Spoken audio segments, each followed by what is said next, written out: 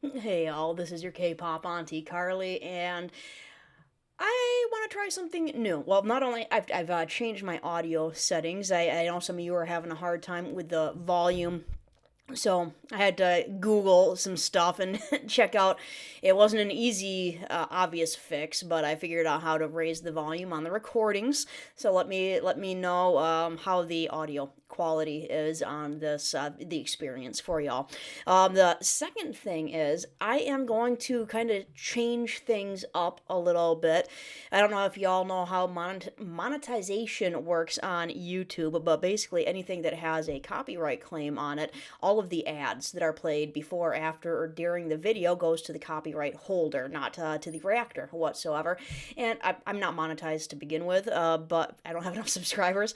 But I'm assuming it's probably only going to be like pennies on the, or not even pennies, I'm sorry, a fraction of a penny, fraction of a penny per reaction. So, anyways, all of that to say that when it comes to moving forward, I've been wanting to put more stuff up on Patreon because I am maxed out on the time that I can spend just in my free time on these videos. Totally maxed out. So I wanted to start putting more stuff on Patreon so that I could get a little bit of an income coming off of that to justify taking away from some of the book editing that I do. I have some jobs that it's the backlist stuff, the stuff that's like changing the verb tense from future to present tense, or stuff like that. It's just really not fun for me. So if I get enough Patreons, basically I can do less of that and more reactions. However, at the same time, I want to make a deal with you guys that if I do start putting more stuff up on Patreon, I don't want to completely shaft all the subscribers either. I don't want to do all this content up on Patreon and just leave nothing for you guys on YouTube. So what I want to start doing is if I react to content that, besides discography is always going to be going up on YouTube, but other stuff that isn't album related, the boys are about to get into a slap fight. It's cute.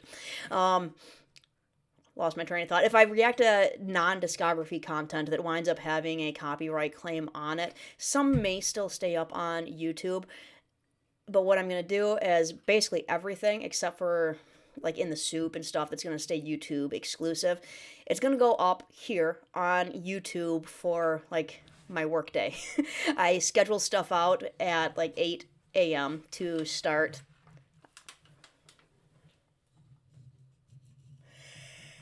Hey guys, what are you doing? I schedule stuff out at 8 o'clock to start coming out. And what I'm going to do is I will go ahead and put the everything up at 8, regardless of whether it's going to eventually go on YouTube or not. And then by the time my day ends at 4 or 6 o'clock Eastern Standard Time, I'm going to pull it off of YouTube and put it up on Patreon. So you're going to have to subscribe, maybe turn on your notifications so you can see when new content is coming out. Because if it's not discography and if it has a copyright claim on it, it will be up on YouTube for all of less than one day, like 8 hours probably. So watch it while you can because it's going to get pulled and put up on Patreon, but I do want you guys subscribers to have an opportunity to see stuff as well. I don't just want to say, hey, too bad, gotta join Patreon. But even if you do like the reactions, I would appreciate it if you checked out the Patreon, because I'm probably not really going to be able to. I either have to take on a new. I'm already working on 5 minutes of recording here. I either have to have a. When I do take on a new group, I'm going to wind up having to react to other groups less in order to react to them because I'm already maxed out on my time. But if I can get some Patreons, I'm already about a quarter of the way where I would want to be to take on another group and do a little less editing so I can do a little more reacting, if that makes sense. So if I get more Patreons, then I'll be able to do more reacting without taking away from what I'm already doing with other groups. That's my spiel. All right, let's get on to Euphoria. All that to say, check out Patreon and subscribe. All right. And this, I'm pretty sure, is the video where Jungkook is flying around on stage. I've seen it in guides before, and I've heard the high note because of the guides. But I'm sure it's gonna be something special. Where's my volume at? Let me know how you feel about the volume settings as well.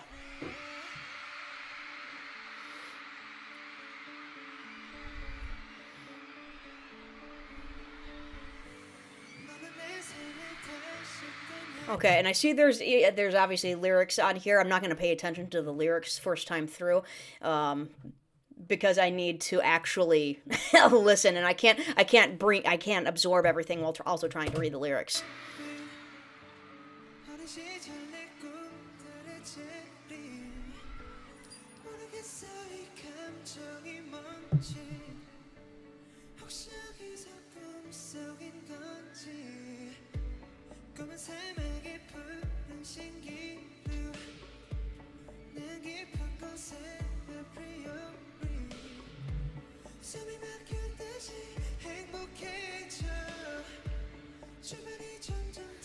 Beautiful vocals so far.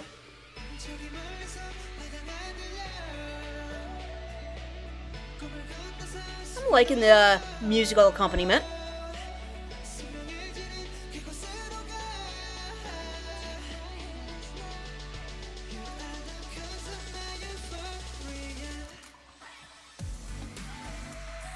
Very cool with the I liked his tone there to begin with, how he's saying that last bit there, and then he had the click click with his choreo. That looked cool. Let's do that again.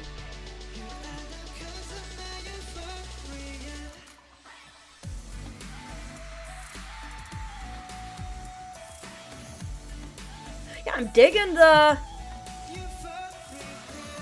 the music too.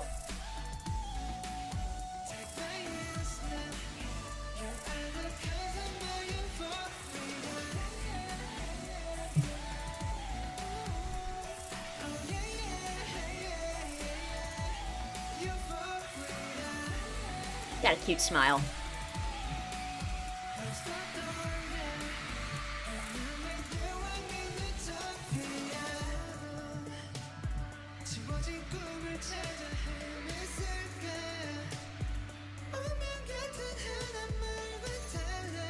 Nice.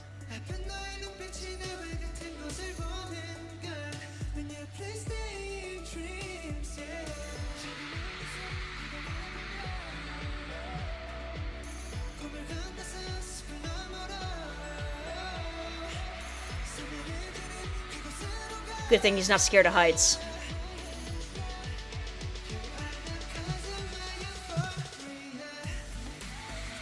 I'm liking his tone of voice while singing this.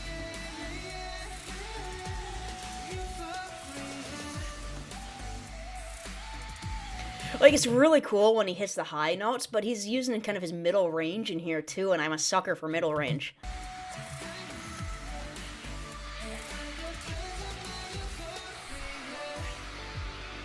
That's a cool visual.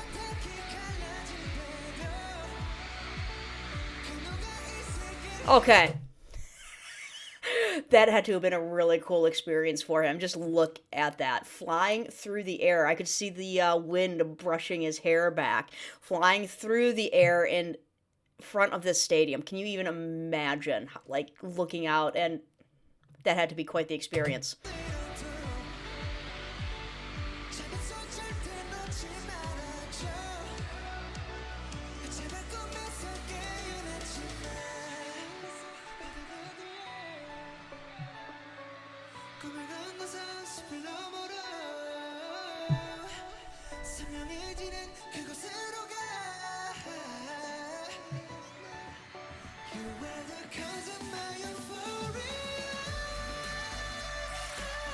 Oh, that is a beautiful note.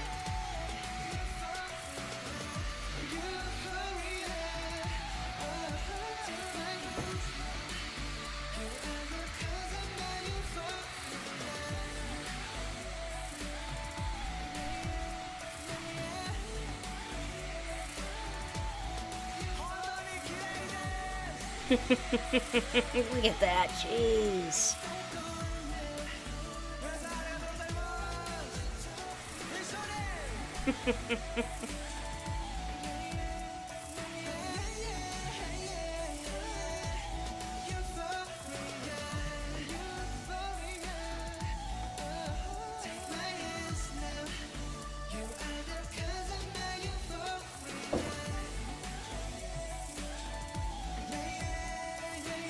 Wonder if his legs are a little trembly at all after that. Just the adrenaline, you know.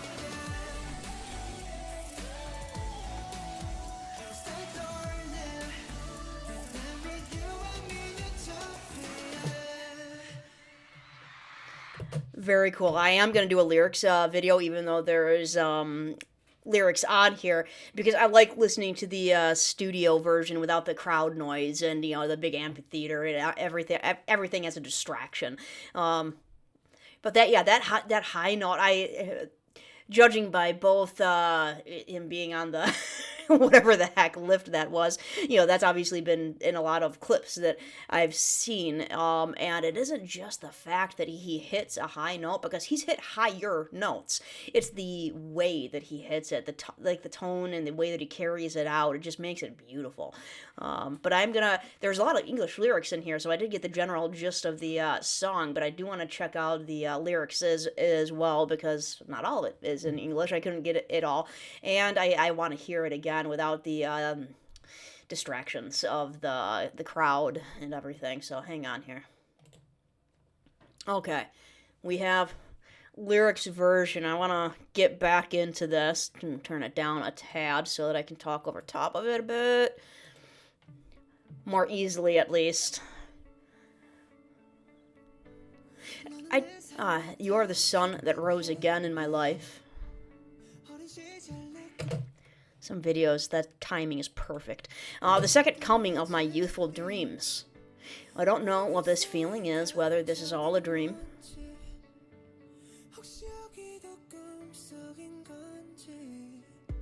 The dream is a green oasis in the desert, the a priori deep inside of me.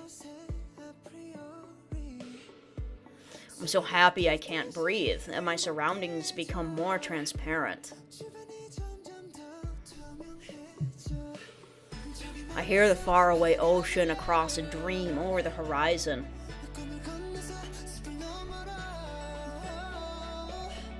And going to that place that becomes clearer. Take my hands now.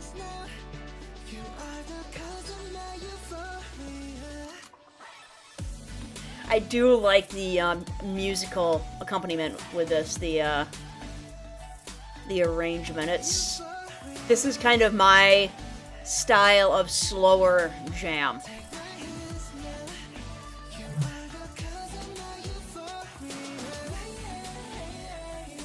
Like the lyrics aren't they're philosophical types, but they are beautifully written lyrics with a lot of imagery in it. Yeah, I'm not stopping to diagnose, because they're pretty straightforward. They are beautifully written, though. Did you wander looking for that erased rainbow-like dream? Like, see, something like that. That erased rainbow-like dream. Only one thing is different from fate. Your hurt gaze looking at the same place as me. Will you please stay in my dreams? Hear the faraway ocean. Across a dream over the horizon. Getting back to the chorus. Going to that place becomes clearer.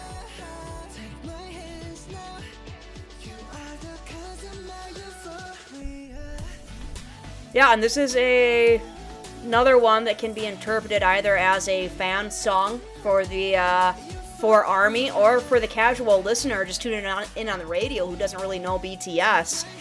They would take this as like a relationship song, you know. Even if the desert becomes cracked, no matter who shakes this world.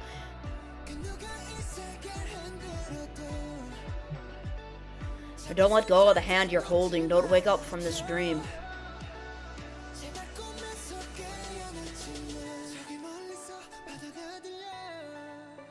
And he sings this so beautifully. Just his voice throughout is so smooth.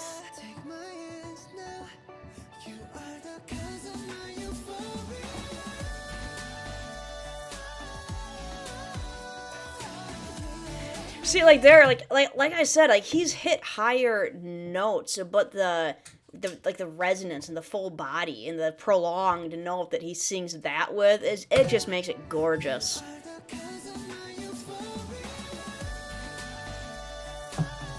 Ugh. Up and down.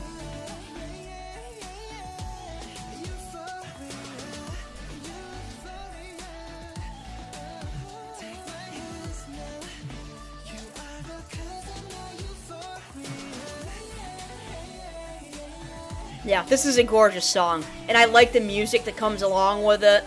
His vocals, the music.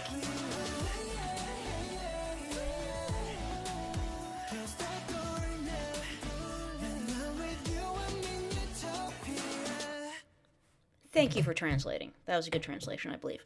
All right, that was really good. I enjoyed that. That's a keeper. That's a playlister. I'd put that on my mellow list. When that comes on, I'll be doing this. You know, I'd be smooth flowing with JK there. That's good stuff. All right, I need to get back to work. I have audio to prove, actually. I have some narrators that I need to listen to their stuff, make sure that no mistakes were made, and get that back to them. That's about it. Yeah, go ahead and subscribe, like I said, so that y'all can check out the content before it gets pulled off within right about an 8-hour window. Is 8-10 hour window I think I'm gonna have between posting some stuff on YouTube and yanking it to go up on Patreon. But I do want subscribers, especially those with notifications turned on, to go ahead and be able to check that stuff out. But I would also appreciate it if you checked out Patreon, and that will assist me in being able to continue to do more reactions while taking on possibly more groups, because as I take on more groups, I'll have to react to BTS less, unless I can justify more reactions by supplementing the income that I would lose by doing less editing. That's play fighting, don't worry. All right, I'm gonna break up the cat. Nah, I'll let the cats fight. They're having fun, and you have yourselves a wonderful day.